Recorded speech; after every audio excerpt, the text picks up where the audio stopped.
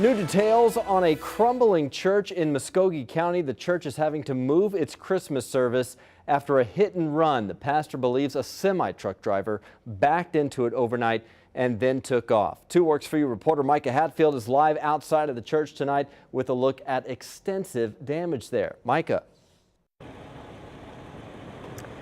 Good evening, Brian. The foyer of Community Church was made out of cement blocks and wood, but you can see that all came crumbling down sometime between midnight last night and 8 o'clock this morning. Pastor Roger Pratt believes the person who hit the church had to know that they did it and has to have damage to their truck.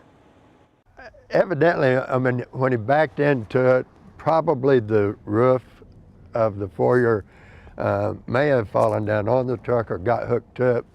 As it pulled away, it pulled it out. The 39-year pastor of Community Church only found out from a member of his congregation this morning. I'd rather that it called me in the middle of the night, the truck driver, and said, hey, I just hit your church, you know, but it never happens that way.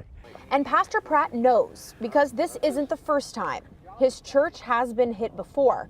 He says last time was a trucker too. The Georgia Pacific plant is nearby, and Pastor Pratt says the drivers frequently get lost getting there. So they use the lot across the street from his church to turn around. The highway patrol told me this morning without the truck and without a witness, they don't have much to go on.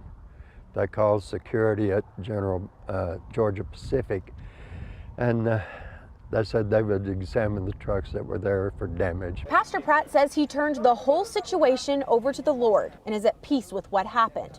But the damages are going to cost a pretty penny, and the church doesn't have insurance. Right here at Christmas season, there's so much going on and so many other things that really take precedence over it that we don't have time to worry about it. This Sunday is their Christmas service, and they won't be able to have it in their sanctuary, so they'll have to move their 40-member congregation next door.